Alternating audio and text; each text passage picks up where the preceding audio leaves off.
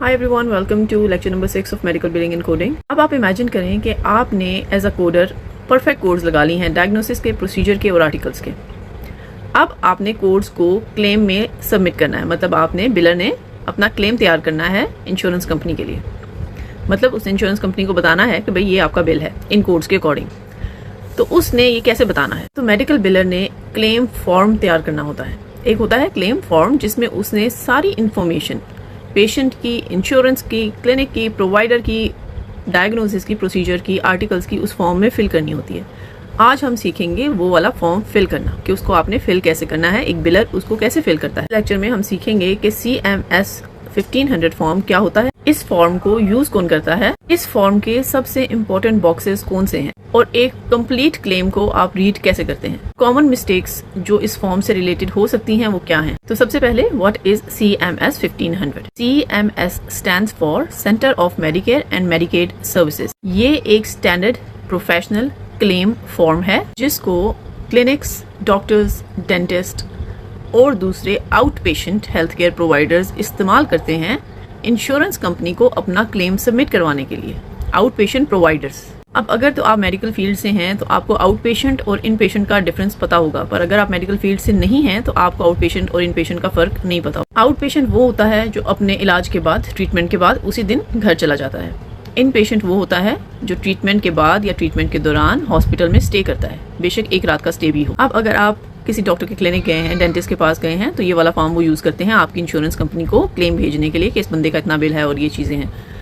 पर हॉस्पिटल वाले, अगर आप हॉस्पिटल में स्टे कर रहे हैं, आप एडमिट हैं हॉस्पिटल में, तो तब ये फॉर्म यूज नहीं होता। मैं यहाँ पर ऐड करूँ कि ये जो फॉर्म है ये पेपर फॉर्म में होता है। एग्जैक्ट यही फॉर्मेट इन्फॉर्मेशन ऐड करने का इलेक्ट्रॉनिक फॉर्म में भी होता है। उसको हम कहते हैं इलेक्ट्रॉनिक 837P। भी क्लेम होता है इंश्योरेंस कंपनी के लिए, इसी फॉर्मेट पे बनता है। यही इन्फॉर्मेशन डलती है, सिर्फ इलेक्ट्रॉनिक सिस्टम में होता है, पेपर पे नहीं होता। ज्यादातर क्लेम्स आजकल 837P के थ्रू होते हैं, पर आपको CMS 1500 की भी अंडरस्टैंडिंग होनी चाहिए ताकि आप इलेक्ट्रॉनिक सिस्टम में भी इन्फॉर्मेशन डाल सकते। तो CMS 1500 फॉर्म कौन से प्रोवाइडर्स यूज करते हैं? Office, family medicine, paediatric, dermatology, physical therapy, chiropractor, mental health providers and nurse practitioners. अभी तक मैंने आपके साथ दो चीजें मेंशन की हैं, एक CMS 1500 पेपर फॉर्म और एक इलेक्ट्रॉनिक फॉर्म जो कि एग्जैक्ट सेम फॉर्मेट पे होती है। ये दोनों चीजें आउट पेशेंट के लिए इस्तेमाल की जाती हैं। तो फिर इन पेशेंट के लिए, जो पेशेंट एडमिट होते हैं, उनके लिए कौन सा क्लेम फॉर्म इस्तेमाल होता है? उनके लिए इस्तेमाल होता है UB04। हॉस्पिटल इन पेशेंट के लिए, हॉस्पिटल आउट पेशेंट के लिए,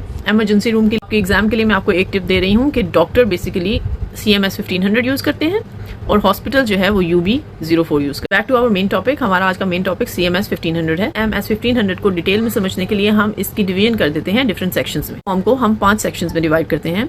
patient information, insurance information, diagnosis information, procedure information and provider information, provider की इन्फॉर्मेशन। वन बाय वन हम इसके इंपॉर्टेंट बॉक्सेस को स्टडी करते हैं। सबसे पहला बॉक्स आ जाता है बॉक्स नंबर 1। नंबर 1 में पेशेंट की इंश्योरेंस की इंफॉर्मेशन को ऐड किया जाता है। पेशेंट जो भी इंश्योरेंस यूज करता है, मेडिकेयर, मेडिकेड या कोई प्राइवेट इंश्योरेंस, उसको ऐड करते हैं, उसकी ID ऐड करते हैं ताकि इंश्योरेंस कंपनी को पता चल सके कि ये क्लेम कौन सी इंश्योरेंस के लिए सबमिट कराया जा रहा है। बॉक्स नंबर 1 को हम 2 सेक्शंस में देख सकते हैं। पहले आता है इंश्योरेंस का नाम और आगे आता है उसकी ID। तो हम कहेंगे box number 1, box number 1A।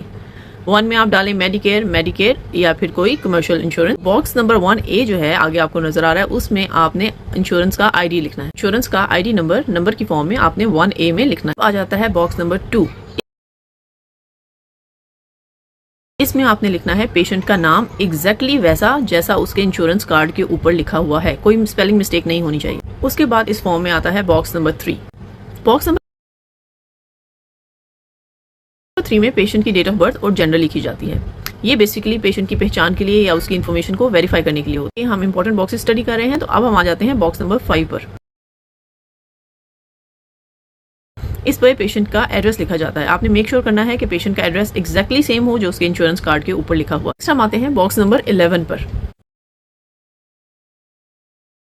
इसमें पॉलिसी नंबर या ग्रुप नंबर लिखा जाता है इंश्योरेंस का। अब बेसिकली इसमें यह समझना जरूरी है कि एक अगर कोई इंश्योरेंस है, प्राइवेट इंश्योरेंस, फॉर एग्जांपल मैं किसी कंपनी में काम कर रही हूँ और उधर से मुझे प्राइवेट इंश्योरेंस जो मैंने ली हुई है वो एक इंश्योरेंस नहीं होती, उसके डिफरेंट प्लान्स होते हैं।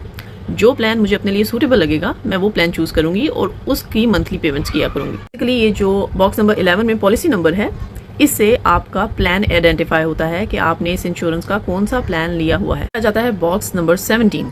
ये भी एक इम्पॉर्टेंट बॉक्स है, हर इंश्योरेंस फॉर्म पर ये नहीं होता। इसका मतलब है रेफरिंग सेक्शन। मतलब अगर आपके डॉक्टर ने आपको किसी स्पेशलिस्ट के पास रेफर किया है कि आपको उस स्पेशलिस्ट के पास जाना है, तो इस बॉक्स में उस डॉक्टर का नाम लिखा जाता है। Box number 17 basically referring provider के लिए होता है, जिस प्रोवाइडर के पास आपको रेफर किया गया। जाते हैं बहुत इंपॉर्टेंट बॉक्स पर, बॉक्स नंबर 21। ये बहुत इंपॉर्टेंट बॉक्स है क्योंकि यहाँ पर पेशेंट की बीमारी, उसकी डायग्नोसिस लिखी जाती है। इसका मतलब क्या है कि ICD-10-CM कोड्स लिखे जाते हैं कि क्या डायग्नोसिस हुआ था। कि बेसिकली इंश्योरेंस कंपनी को इसी से पता चलता है कि पेशेंट के साथ क्या मसला था, क्या प्रॉब्लम। नेक्स्ट इंपॉर्टेंट बॉक्स है बॉक्स नंबर 24A। इस बॉक्स में ट्रीटमेंट या सर्विस जिस दिन दी गई हो वो डेट लिखी जाती है। अगर आपके पेशेंट के मल्टीपल विजिट्स हैं तो फिर मल्टीपल डेट्स लिखी जाती है। Next is box number 24B। इसका मतलब है प्लेस ऑफ सर्विस। के नाम से ही जाहिर है प्लेस ऑफ सर्विस, जगह का कोड लिखा जाता है। एग्जाम्पल 11 कोड यूज होता है ऑफिस के लिए और 23 यूज होता है इमरजेंसी रूम के लिए। नेक्स्ट बॉक्स है 24D, बॉक्स नंबर 24। बॉक्स में CPT कोड्स, HCPCS कोड्स और मॉडिफायर लगाए जाते हैं। इस बॉक्स में आप ऐड करेंगे CPT कोड या HCPCS कोड, और अगर मॉडिफायर की जरूरत हो तो फिर मॉडिफायर भी इस बॉक्स में लगाया जाए। Next is box number 24E। इसको हम कहते हैं डायग्नोसिस पॉइंटर। ये हमें बताता है कि बॉक्स नंबर 21 में दिए गए डायग्नोसिस कोड की वजह से ये सर्विस दी गई थी या ये प्रोसीजर किया गया था। इस बॉक्स नंबर 24F, ये चार्जेस के लिए होता है। इस बॉक्स में सर्विसेज की या प्रोसीजर्स की फी लिखी जाती है जो बेसिकली प्रोवाइडर इंश्योरेंस कंपनी से क्लेम करना चाह रहा है। इस बॉक्स नंबर 24G, इसको हम यूनिट्स के लिए यूज करते हैं। इसका मतलब होता है कि जो भी सर्विस दी गई वो कितनी दफा दी गई। जैसे अक्सर ऑफिस विजिट के लिए 1 यूनिट का इस्तेमाल किया जाता है। इस box number 25 tax ID number. इस बॉक्स में प्रोवाइडर का या क्लिनिक का टैक्स आइडेंटिफिकेशन नंबर दिया जाता है।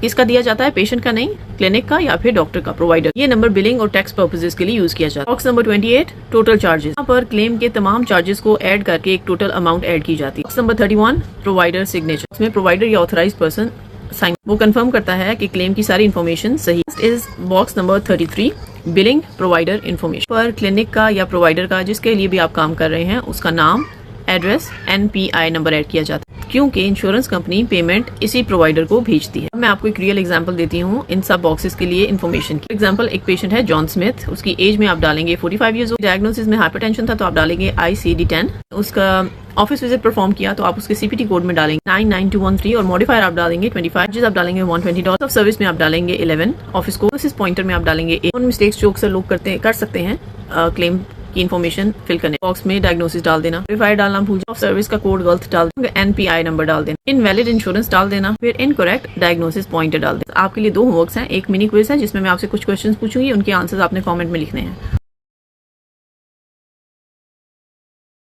और दूसरा आपने ये CMS 1500 फॉर्म डाउनलोड करना है।